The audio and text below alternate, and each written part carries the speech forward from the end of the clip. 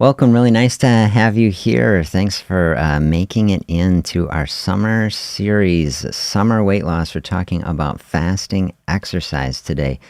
This is one of my favorite topics, something I truly enjoy in my life, fasting exercise, and something that I've seen tremendous benefits for people.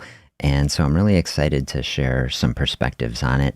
It's going to be a little bit of science. I read 3 papers, got 3 papers that I reviewed yesterday, and but it's not going to be a deep dive. I'm just going to kind of show you some pictures of them and give you some reflections on it. Just try to keep it lighter. I've got links to the papers I'm going to be discussing in the description. So if you are wanting to dig deep, rip them apart, of course, and then share any thoughts. We can have a deep as you want conversation, which I would love in the comments in the future. So if you're coming through on the replay, do share your thoughts on that. And are you a doc? Are you an athlete? Are you somebody who uses fasting training?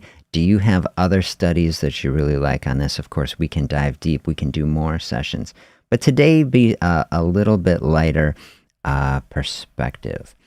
So fasting and exercise, like I said, these are like peanut butter and jelly. Is just spaghetti and sauce, 2 things that just go together so perfectly in my view.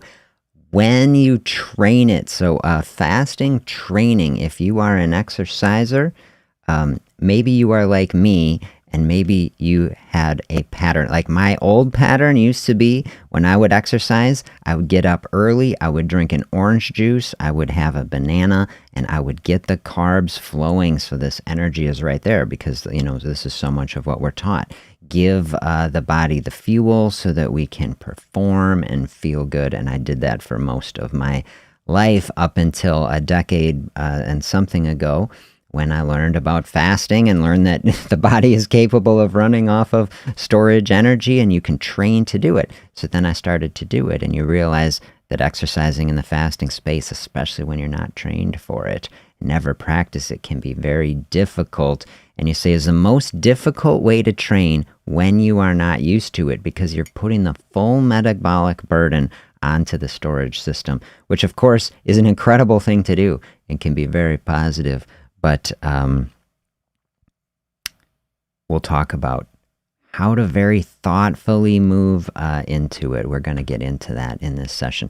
So I decided to talk about this yesterday because I got this very thoughtful comment in the chat for our session yesterday, which got me reflecting on it. So the comment is, I went on a hike one summer during a 2-day fast, and it was one of the most peaceful experiences I have ever had. The ketones were powerful that day, and I will never forget it.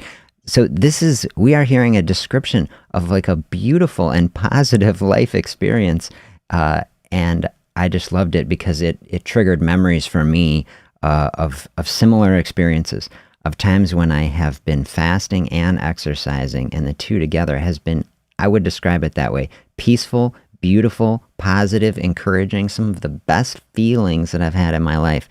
And so this is something that I want for people. When I think about the standard perspective of exercise in this country, it is definitely in the zone of punishing your way to health. It is something that a lot of people are doing that they don't really want to be doing, and it is something that people push themselves to a place that is beyond their enjoyment level, and this is something that I never want for people. Exercise to me is incredibly positive. It is just like a joyful expression. So this experience, I have experienced things like this, and I want people to experience things like it. So many people trying to punish their way to health when the potential of what the experience can be is so positive. I want weight loss. I want exercise. I want moving in a healthier, stronger direction to be just so positive, such a joyful exploration. And so I appreciate this comment so much. Thank you for sharing, because it's showing us a glimpse of what is possible. People think of a fasting state as a state where people are just struggling and suffering. And the idea that fasting can become something that people experience as peaceful and is actually one of the most positive memories. You say, I'm going to remember this my entire life. I felt so good. Flowing through a hunger space and realizing that fasting paradoxically can be the thing that can control hunger, that can actually be putting a lid on it and flowing through a space. Maybe you've struggled with hunger in the long term. Hunger is the barrier to entry to a fasting space. And so that is one of the things that can make fasting difficult, absolutely. But once we get a broader perspective, we hear from people with stories like this, and I'll tell you my experience, I'm happy to see yours. You flow through a space where hunger is diminished, body starts getting into the place, okay, we realize energy isn't coming in, we start ramping up the ketone production, and you start to realize, this is why I say fasting is an empowering practice. Realizing that there is power and energy in here, and that energy and power is there for us to experience and enjoy, power our life, and power exercise, not just, say, oh, I want to lose some weight, not just I'm exercising for exercise sake, but like actually to feel peaceful, to feel calm, centered, grounded. This is the potential of fasting exercise that I really want to lean into. So major synergy between these two things. Fasting in and of itself, just to flow through a space, can be very peaceful and helping to flow out of a hunger space. Exercise, even without fasting, have tremendous benefits from our health. And we'll get into some of the studies. I'm going to be sharing opinions about it. So I'll give you some scientific perspective, my opinions, no hype. There's, in all the studies, what we'll see, I'll show you, there's not like a study that says, oh, like fasting exercise, this proves that everybody should be doing it all the time. There's a lot of gray area, and so nothing hyped, everything just looking at the reality and grounded. But my perspective is these two, so good, so good. So if it's not your thing, though, never forced, and what the studies show, I guess to just tell you ahead of time, is like people benefit from exercise whenever you do it. So a lot of studies show people getting more exercise, whether it's fed state or fasted state, people doing great, and it's so positive. So don't feel like you have to do it again at any point, but just realize a lot of open space. That's what fasting is, open space. And here, fasting exercise itself, more open space of another type. So here's the first paper that I just tell you about. Effects of aerobic exercise performed in fasted versus fed state on fat and carbohydrate metabolism in adults. A systematic review and meta-analysis. They looked at 27 studies. This one was from back 2016. And like I said, I won't rip it apart in detail. Just the broad summary is that across these studies that they were looking at, they found profound metabolic effects of fasting state versus fed state and exercise, in that people's markers of insulin sensitivity were better, people's blood sugar was better, and people's markers of fat utilization were higher significantly in the fasting state, which is everything that we would want, right? If we're trying to get our insulin resistance gone and improve our blood sugar utilization, improve our access to body fat. So this is the premise, or one of the big ideas of fasting exercise, is that it can help physiologically to put the load on the metabolism at that point. Say if we're trying to ultimately burn off body fat, what we're trying to do if we're losing weight, doesn't it make sense, get the food out of the way and then target the storage system? That's the big idea. And so there is research that shows, especially in short-term studies, that effect is happening. And so that's this review. And like I said, these papers are linked in the description. Now, one of the papers that is in that and reference this study from 2014, body composition changes associated with fasting versus non-fasting aerobic exercise. Now, this is a small study. It's 20 women who are BMI under 30, which I think is important, and the average age of 22. So young women not significantly overweight are put onto this protocol, randomized 10 in each group, to what they call a fasting training versus non-fasting training. And this was 1 month. They're exercising 3 times a week for an hour. And it's an isocaloric study, meaning the two groups are getting the same amount of calories. And the first meal that each group is getting is a meal replacement shake, which is something that I'm not super keen on. You have highly processed product. And the difference is the intervention group did the exercise before the shake, and the control group did the shake first and then exercised. But the actual timing difference was very little.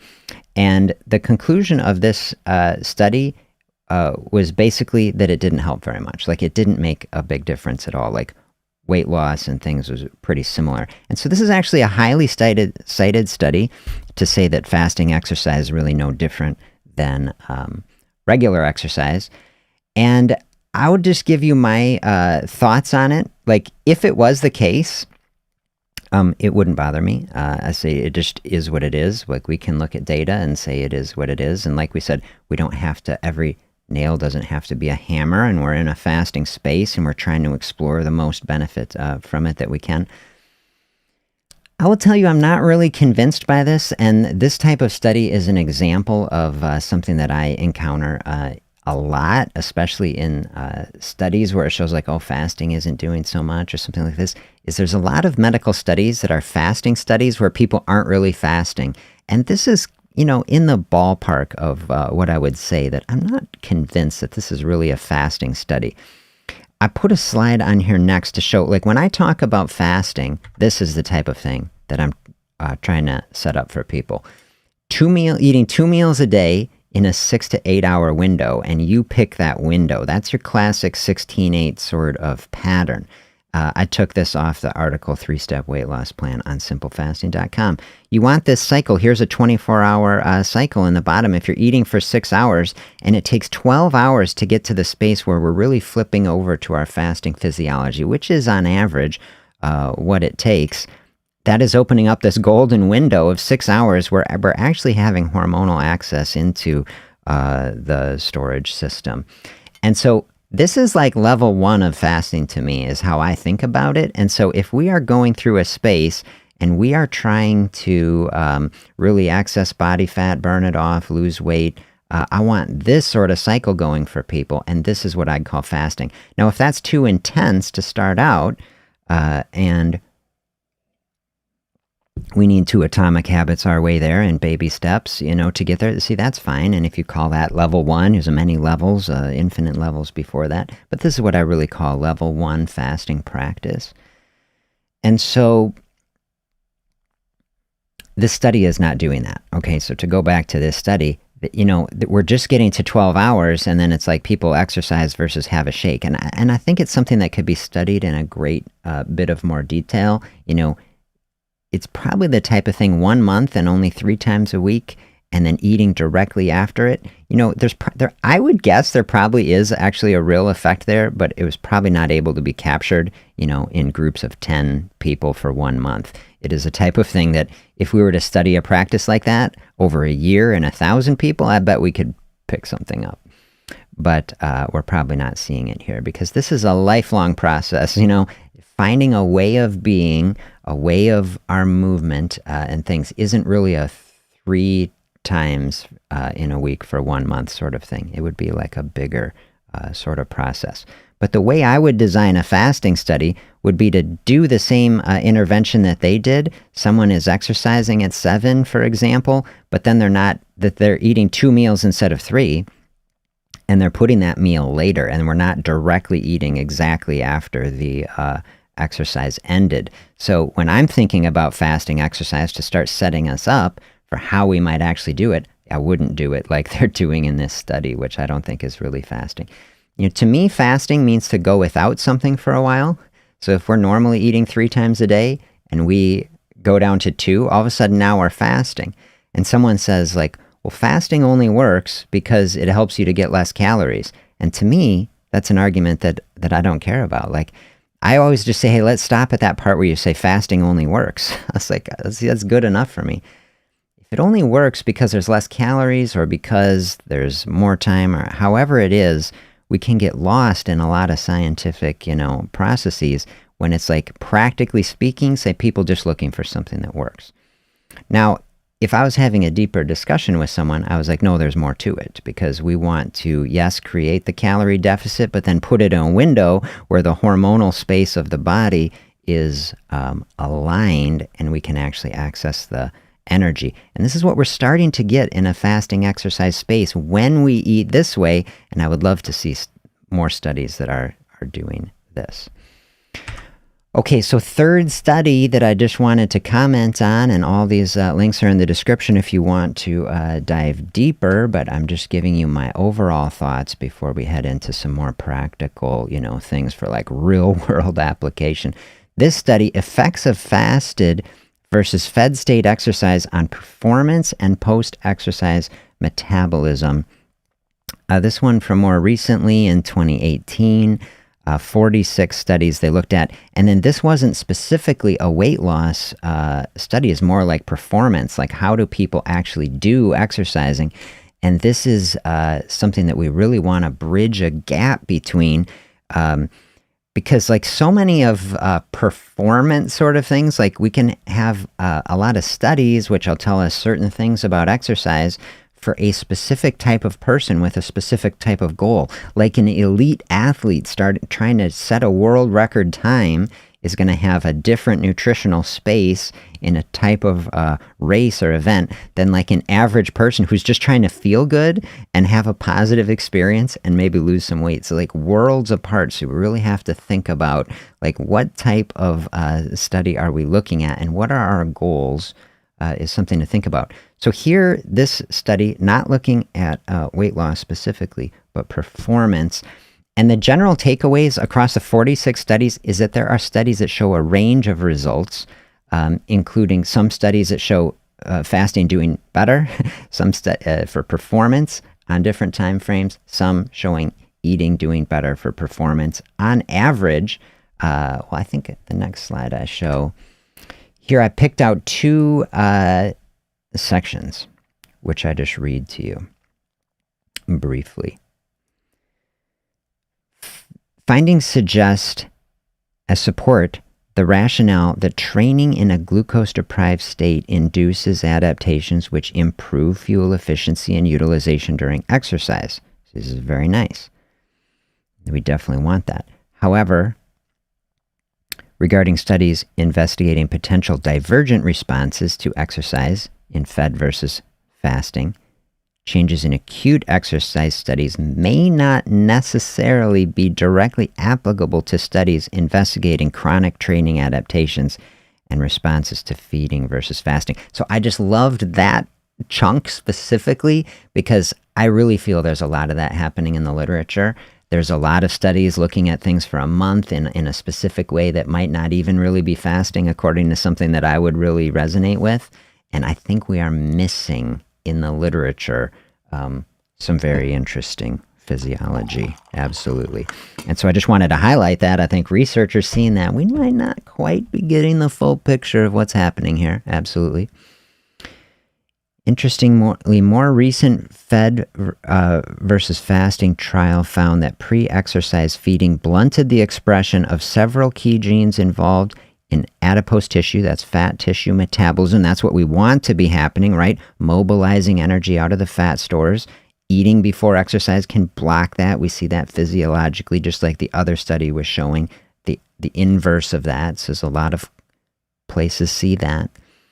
These findings again indicate that acute nutritional status can profoundly affect the magnitude of post-exercise physiological adaptations in important endocrine tissues like body fat. Absolutely. And so this is profound, right? This is why I said in that other study, you don't want to just have the shake right at the end because we're having these profound effects in the body. You want to give some space for these effects to work and happen. Like when we stop exercising, the metabolism doesn't stop. And if we want to set up an environment where you're mobilizing fat utilization, it's like you don't necessarily want to stop that right away. That's why I say the big question people ask, should I eat before I exercise or not? And if we're saying no when we experiment with that, you don't have to eat right afterwards either. You can have some open space.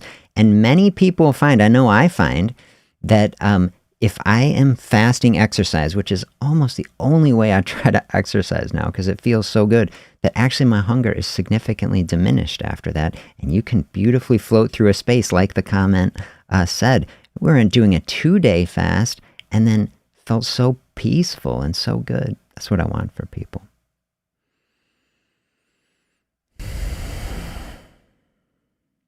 Yes. Given that these cellular adaptations are a critical determinant of exercise performance, and I would say, what we're not seeing in this study too, a critical determinant of post-exercise metabolic functioning. That's like really what we want. Understanding the mechanisms and potential role of nutrition in optimizing this state is very important. I totally agree. And then from their conclusion section, they say the review's findings indicate that fed versus fasting exercise conditions differentially affect performance and post-exercise metabolism. Pre-exercise feeding enhances performance during prolonged aerobic exercise, meaning greater than an hour, whereas performance did not differ during shorter duration aerobic exercise between fed and fasted conditions. Was their ultimate conclusion of this. Now, I think this is very, very fascinating because, Gatorade or some sports drink, just to pick on it, for example, is designed specifically for people who are, in a peak exercise state, trying to have every short-term advantage to have energy present. And does that help? There is research that does support that having immediate glucose available for an explosive, especially anaerobic activity in the short term is going to help. But how many people are consuming products like that so that they can exercise at the gym when they're trying to go lose weight? And I just tell you, this is very counterproductive. We are crossing the intentions with these things. And this systematic review, one of the big things I'm taking away from it, is showing that most people do not benefit from this in their performance, meaning, there's a certain logic that says, oh, you need to eat food so that you can exercise harder, so that you can burn more energy, so that you actually lose more weight. And I say, I think, research, I think not really on the side of that. I would say if someone experiences that, you say, oh, something like this really gets me going because it might very well. I say, okay, there could be a space for it. But my experience and many people that I've worked with in the training space is that this can actually be trained. And as you train the body to function and you build out the pathways, you come to a space that this research is actually suggesting, which is that it really doesn't make very much difference, And wouldn't that be a beautiful space to be in? This is what has felt so liberating to me in an athletic perspective, is to realize I got strength and power here, and I am not dependent.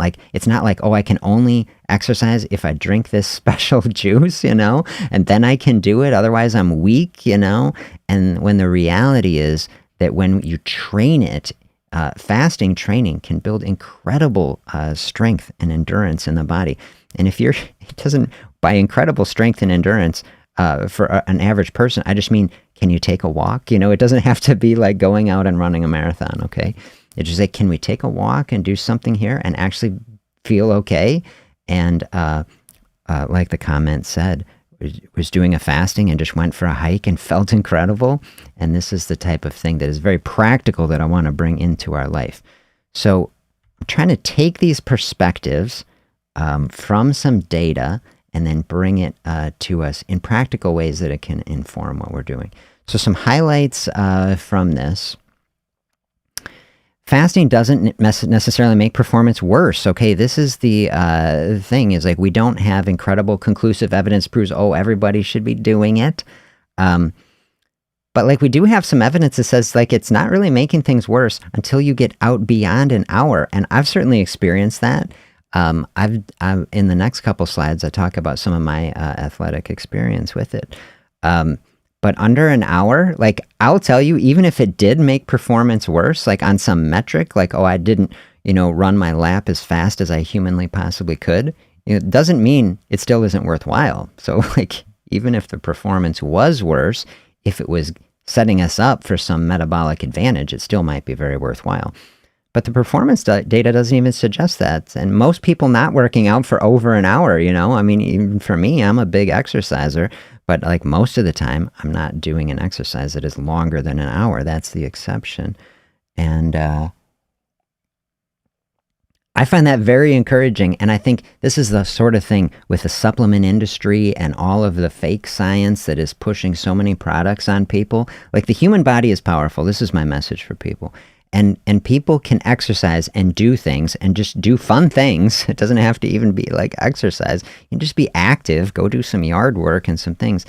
And you can do this in a space. You don't need a pre-workout and like 10 different $20 supplements and all this stuff. To me, I'm just like, I don't think we're in a good space with that. Unnecessary. Simple. We need simple. That's what the idea of this whole channel is. Okay, there are real observable physiologic benefits to fasting training in the literature. And when we look at it, especially in the short term, we say, okay, there is a lot of things to actually be really excited about, like increased markers of fat utilization and decreased insulin resistance. And these are things that are very positive. And then the counterpoint to that is I think, is a lack of data in the long term connecting population benefits. And maybe that's a real effect. You say, one of the studies, it just says, as we get out in the longer term, this is where I started the session with, just exercising anytime is so good for you that it's like whenever you do it, it is helping you. That's like a lot of people look at the totality of the medical literature and say that. And I think that is the reality. Like, exercise at any point is so good. Just do it. But I think, are we really capturing the fasting effect? I have not found a fasting exercise study, especially in anything longer than 1 or 2 months, that really does it or looks at it the way I try to counsel people to do it and the way I personally do it. And so I think there's a lot of space. But then that's why I say we're going to move out of any scientific space into some just of my observations and opinions, and we just hear people's experience. So, and that's okay. The starting place of science is observation, and so it's still science in a way. That doesn't mean we can't experiment with it and see if it benefits our own personal life. And this is what I would just to say. We don't have to solve a scientific debate across every sort of study and things. We can take our information from it and glean what we can from it. And then we can just experience, what does this mean and look like in my own life? And does it help us or not? Can we adapt to it? And we just say, this is actually a better way of being? And I'm having beautiful experiences and feeling stronger, And it does seem to be boosting my experience. So fasting exercise can be done any time of the year, but here we're in the summer as we're recording this. And so summer giving us a beautiful opportunity when we're more active to actually lean into it a little bit. And so let's talk about what it can be. So I'm just a big believer personally in it. I mean, for my own self, I spent, 2 decades of my athletic life doing as many pre-workouts and carb loading and things as possible. And the idea of switching out of that, I thought I could never do it. And the first time, I always remember the first time I learned about fasting training, I was watching a video. I think it was someone like LeBron James talking about, how they train fasting because it is giving them metabolic strength. So when it's the fourth quarter and they're just totally exhausted, that they don't have to hit the bench and be dependent on, some sort of glucose coming in. And isn't this the big picture of like our society, that we got so much glucose coming in? I'm like, I kind of resonate with this. I would like to be able to exercise and not be dependent on it. And so I got on my bike. I was training for a 100-mile bike ride at the time. And I say, okay, I'm going to get up and I'm going to do my workout, but no orange juice, no banana. I'm just going to get on the bike. And I'd never done this before. I was like, and I got on the bike and I was like, whoa, like I'm not used to this. I was like, I just got to turn one pedal over and then the next. And absolutely, my performance the first time I did it was way low. And to try to ramp it up, I was definitely missing some top end on it. And but I stuck with it, and so I switched with it. And I say by a week, I started to feel okay, and by 2 weeks, I was feeling really good. And out toward the third week, I was like, this is actually better, like to just to warm up. And then so I was like, oh, the system really can adapt to it. And so this would be the type of thing, the progression that you could do. And I'll walk through that. So my experience now, if I'm going to exercise, I always try to do it before I eat. And, so thereby I usually exercise in the morning. And if it doesn't work in my day, I'm going to exercise in the afternoon. So, I push that out. I might have an OMAD day just so that I can put the exercise, if I got meetings and I got things and all this stuff, I'm never going to eat lunch personally and then go run or go bike. I'm always going to skip lunch. And if I've skipped breakfast and lunch, you say, oh, like, well, wouldn't you be weak? And these things, it hasn't been my experience. I'll just tell you. And so this is me running a half marathon, fasting, did it in just over an hour and a half. And it was an incredible experience. I'll just tell you, before I've run multiple half marathons fasting, and I'll tell you, I prefer to run a half marathon. So, like the literature was saying in the study we looked at, getting out over an hour and a half, your performance in studies be better if you are having pre-exercise nutrition. And so half marathon, I'm not claiming that I'm going to be setting the best time. And my experience, actually, I've done it. I will get a better time. I mean, this is just my own little N of 1, correlation. But I feel better. And sometimes I've set out to do a half marathon fasting, and I've hit like mile 8, and I've felt really low, and I've hit the Gatorade at the station and had a benefit from it for performance, okay? And so say set a better time. Personally, I'm not going to argue with anybody about any physiologic literature that you can do it. But I tell you, then I didn't feel as good. And it's like you put all that sugar in your stomach, and like sometimes like it's just like, oh, it's like, okay, I can run faster, but my experience maybe not as good there, where it's like, I don't know. The part that resonates the most with me is just the fact that I can do it. I've done a 100-mile bike ride fasting, which is something I don't recommend people just go out and do this. It's incredibly difficult. It's putting a huge burden. And I'm doing a 100-mile ride this next weekend, and I'm not going to do it, okay? Because it's very hard. And you say, what is the pleasant experience? I'm not trained as well right at this moment as I was like 2 years ago when I did it. And so this is a sort of thing. What are the goals that you have? But just exploring the space, I say it's so wide open. And so I'm just letting you know a little about my experience with it. But you can take this down to much more normal, levels of exercise, which to me is just like taking a walk. Like exercise doesn't have to be anything more than taking a walk. And there's lots of studies that actually show that the majority of the benefits that we get from any type of exercise can actually be accomplished just by walking. And I personally consider walking to be the world's healthiest activity. And so fasting, exercise, walk before you run. In the fasting space, what I also say is sit before you can walk. And so let's bring it way back down. Remember, if we go out of the exercise space, just into the fasting space, I say, just sitting, you say we're doing nothing, but our whole metabolism is running. When we're just sitting here, it's not that nothing is happening. Heart is beating and lungs are working and brain is going and it's a furnace is running inside of us. And there is so much energy. I should find it again. I found graphs that were showing total human energy expenditure in resting versus exercise state. And it's like even doing intense exercise, it's only bumping up by like 25%, like the total energy expenditure, because like so much energy is being used in our body just by sitting. And so someone who's not used to fasting, okay, just to sit can be good enough, And so that's what I'm saying. Like just sit through a space and you make it, and you got to feel good doing that before you start walking. And it's like now you put the walking load on it, and it's like, okay, body's like, we got to up the level. And maybe that's all fasting exercise ever is. and then you love it, and it's beautiful. And just always do that, because can you push yourself too hard?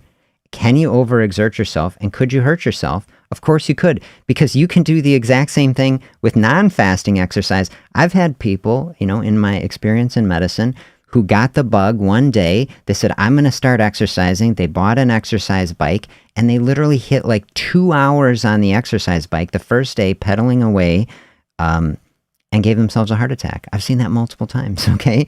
So you can hurt yourself with exercise. Always talk to your medical team, with any type of exercise, especially a fasting exercise. Absolutely do it. Move into it slowly. Let the body gain in strength, both physical strength to actually do it, and then metabolic strength to handle the energy load. You want to lean into it. That's the series that we're doing for this 30-day challenge. How are you doing on it? On day 2, did you lean in yesterday? Remember the idea going +1 on the fasting space? Just lean in a little bit. Don't have to push things to any sort of extreme space. Just giving the body a little bit of an opportunity to flex into it a little bit. Find the edge where it feels good. That same idea with the fasting you take with an exercise without fasting. You can lean into it a little bit. And then you can also lean into the space with fasting exercise, which is, you might find, if you give it the space and slowly move into it, you might find that you love it. And I hope you do. I really hope you do, because I know it's been a great joy for me. Great joy. So how do you implement it? Okay, how to implement it. Talk with your medical team. Look at my disclaimers. I'm an internet guy. I'm just here sharing educational perspectives. Anybody taking any medicine, especially people with blood pressure, blood sugar problems, okay, any sort of medicine, especially if you're taking an oral hypoglycemic medicine for diabetes or something like this, like that can drive the blood sugar too low. Could you drive your blood sugar too low by fasting exercise? Of course you could, absolutely. I never want that to happen to anybody. In all the years that I have been talking to people about fasting and exercise and all these things, in my consultation practice, I've never had anybody pass out. I've never had that happen to anybody. I never want that to happen to anybody. And so just be thoughtful. That's why we go slow. That's why you talk with your medical team. That's why you plan things. You don't go full Leroy Jenkins into, something. Stay hydrated. Can you get dehydrated? Okay, fasting from food does not mean fasting from water. Of course, a big perspective that I'm giving on the channel. Lean into hydration, helps with hunger, helps you to fast. Triple important if you are going to be doing some fasting exercise, and especially if it's hot out, so don't overheat yourself. So if you are just starting out, especially find a cool point in the day. Don't put every single burden on yourself all at once, like not getting enough fluid, not being trained for it or used to it, and going full on in the heat of the day and the sun and the things. Like, could you give yourself a heat stroke? Of course, all kinds of things could happen. Stay far away from anything like that. Go slow and then lean in and let the body expand in its ability over time. These are very synergistic. Like I said at the beginning, fasting space actually help you to exercise. This is how it can flow around. Doesn't necessarily feel that in the beginning. Like the first times you fast, you say, how is this helping me with a hunger problem? I'm feeling so much more hunger. Okay, so flow through it, body strengthens. So all of a sudden, because when do you feel least like exercising? Right after Thanksgiving dinner. Who's going to go out and run around or even take like a huge walk? You want to take a slow walk. If you just had a huge meal, it's not going to be your peak exercise performance, right? So what's the opposite of that? All the weight is gone. You're not lugging around a big meal. You're lighter, and it's like all the blood flow is not in the stomach. It's out in the muscles to like power you. Like there's so many physiologic advantages to exercising in the fasting state, but lean into it and you might find that you love it. And it doesn't have to be all the time. Like I said, I've done huge amounts of fasting competition and fasting training. I love it. I try to do it most of the time. But like I said, I'm doing a big ride this weekend, 100 miles, and I'm going to have breakfast and I'm going to eat stuff at the snack station.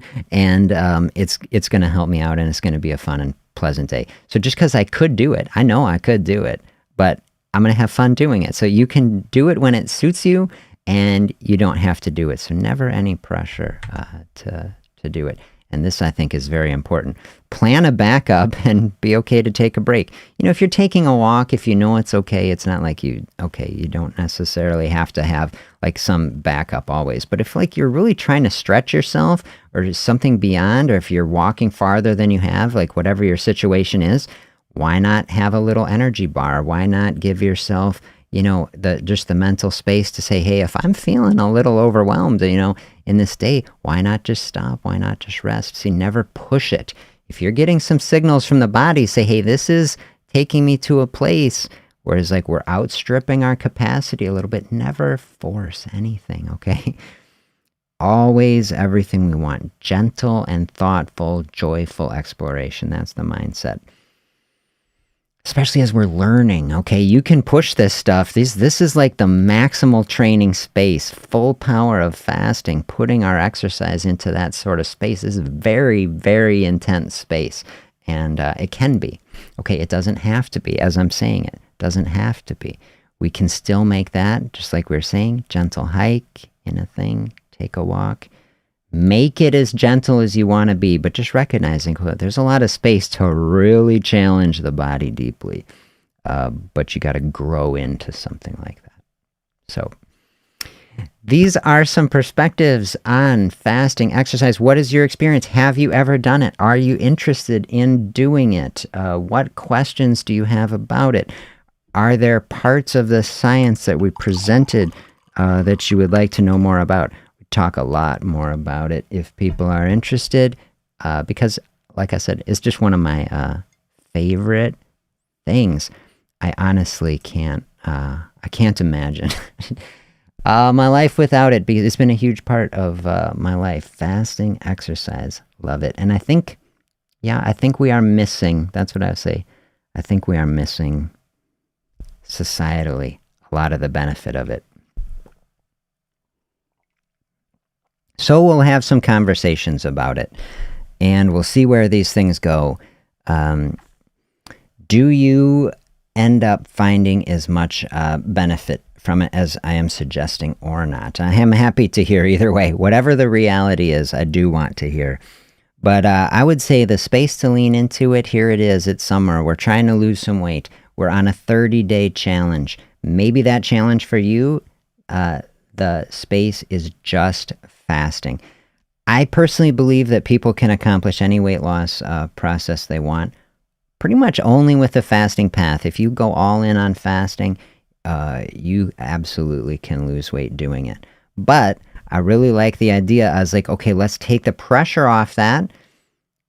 Pure fasting, dial in very intense. Okay, let's get the dietary perspective in there. To me, fasting and healthy eating, always two sides of the same coin.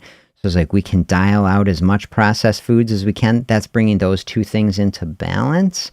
Just the amount of fasting that we feel joyful and good about. The healthiest eating that we possibly can for the capacity and desire that we have to do it. But then exercise, a whole nother thread to pull on that side. A whole nother thing to balance it out. So leaning in on our fasting challenge could be just leaning in on the fasting process, could be challenging ourselves with healthier food, but this could be a big part of it, leaning in on the exercise, maybe without fasting. Just fine to have our fasting space, all right, and then have our exercise space somewhere else. If fasting exercise isn't your thing, lean into fasting later in the day, like the research studies suggest. Whenever you put it, it's going to help you. And so however all these things balance, remember, underneath that, or it's either a three-legged stool with a foundation, or it's a four-legged stool, our mental health, our wellness practices, making sure that as a foremost priority that we are keeping ourselves in a thoughtful, positive direction, that we are not overwhelming ourselves in any way. Because every health practice, if it's going to be sustainable, we really need to enjoy it, right? We do not stick with things that we dislike. And so whether it's fasting or exercise, make it a joyful exploration. Then you're going to want to do it. If it's a wellness practice in and of itself, if we're fasting because then we feel better. If we're exercising because it helps us, like that first comment, give us this joyful experience in finding a space of peace, then it is going to be beautiful. Then make it a part of our life. Fasting exercise has been a part of my life now for over a decade. I'm very grateful for it. And I love to hear your experience with it. As I'm thinking about it, Marie says, I use a recumbent bike each day and I will plan to try it fasting tomorrow. Hey, that's cool. Like, so do implement many of the thoughts like we said. Take it easy, lean into it, have a backup space, be very thoughtful and gentle, stay hydrated, and and see how it goes. And just recognize, okay, Dr. Z had a little bit of a rough go the first time. I was like, oh, this, you could feel this is a different experience. And so just have a lot of grace with yourself. Recognize, like, okay, we're trying something very interesting. Try to feel it in the body. Like, can you feel where the energy is coming from? It's a very interesting experience. And you might say, okay, really warm up with it. Start very slow. And yeah, just kind of get the breathing into it and help the body to understand, what is happening here. I think it helps to kind of frame those thoughts. Tell the body, like, hey, look, we're doing something a little different here. I like to personify what's happening in the body on a cellular level. I think of the little cells are saying, like, what are you doing to me here? And they're trying to figure it out. They're like, okay, why are we not having this food like we normally do? And what do we do? And then I picture some cell in the back is saying, like, oh, hey, no, like, this is the fasting exercise program. We got plans for that. But, like, I think they're buried in the back. Then they run and get them, and they're dusty, and they open it up.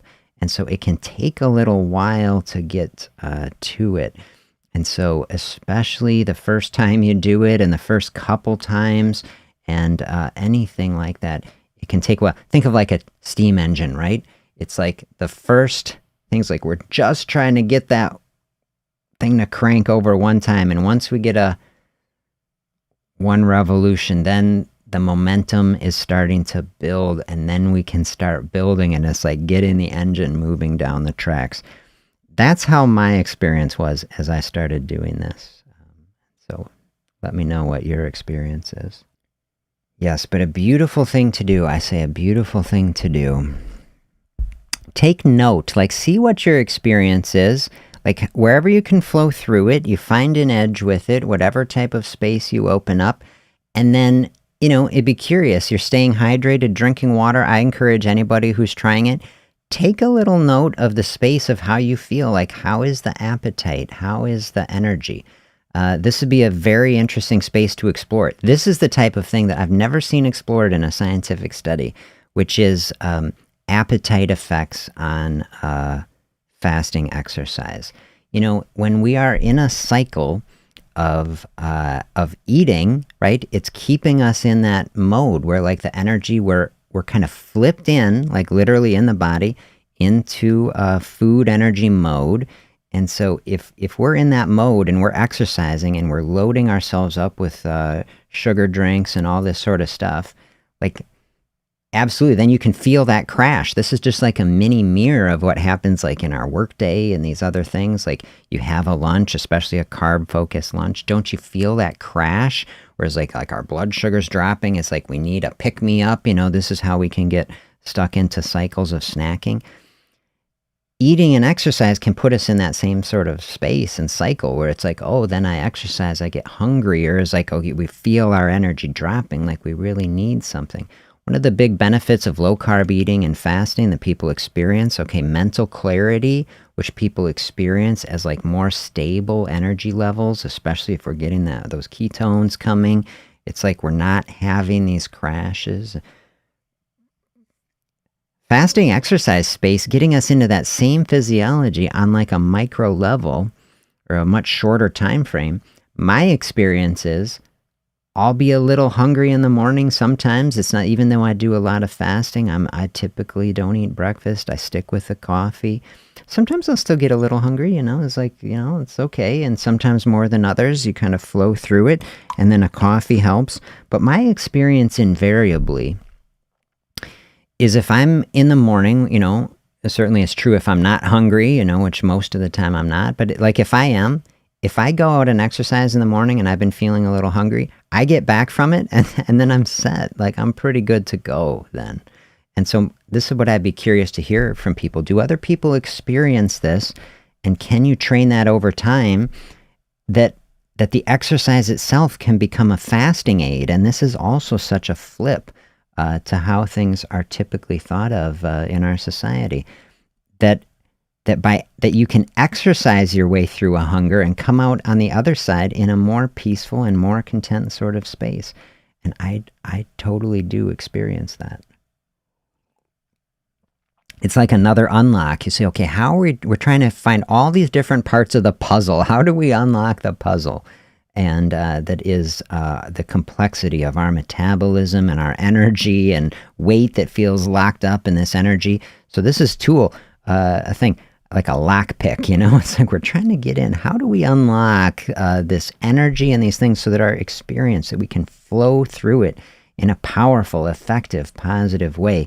It might be that fasting exercise is like a lockpick. I really like to think of it this way, that it's like just getting in there and finding the little pin in there to hit it, to open up the experience. If you found it to be true, just think about it this way. What if you did find it to be true that a fasting exercise, contrary to the way almost everybody thinks about it, actually was a tool that you could use to diminish hunger or smash through some sort of hunger barrier or obstacle that actually unlocked greater levels of fasting? Wouldn't this be an incredible tool, actually? Be very, very positive. I think a lot of what we're trying to do here in this space, fasting space, like build out the toolkit of thoughts and practices that help us to navigate the obstacles that we have in our life.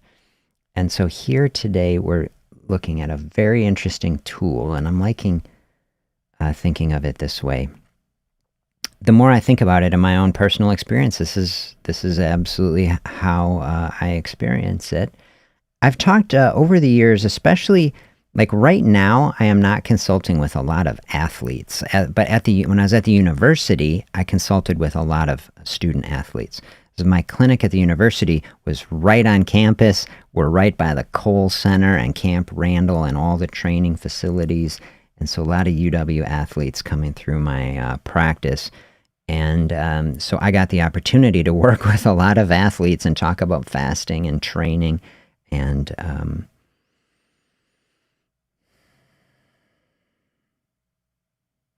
so it's not just my own experience that I'm speaking. I've talked to a lot of people, athletic performance. But so this is definitely an effect that I have witnessed in other people, that a fasting space can diminish hunger. Not always and not right away, but as you train to it. And this would be the experience, to find the edge with it and then lean into it.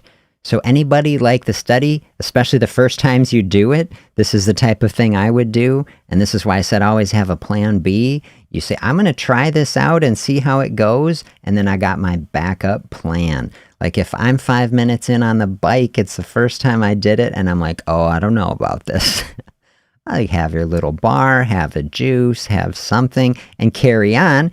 And then you'll probably feel it in that space. This is what I was saying before, like, can you feel where the energy is coming from? If you're in an exercise space and you can feel like, okay, the energy is kind of locked up a little bit. And then from that space, like cells in the body are saying, hey, we really need some energy in here. And then you drink an orange juice, you can literally feel it flowing. You feel it literally flow down into the stomach. You can feel it absorb, and then you can feel as it gets into the body. It's a fascinating thing to really feel through. And then as you're feeling that, then that's an edge that you can just notice, like just to feel out the energy flowing through the body. And then as you build out that practice, I bet you find that pretty interesting.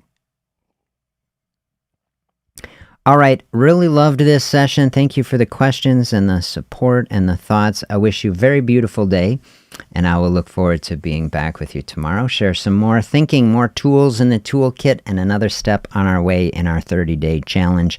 I hope you're finding this helpful, and we'll talk again soon.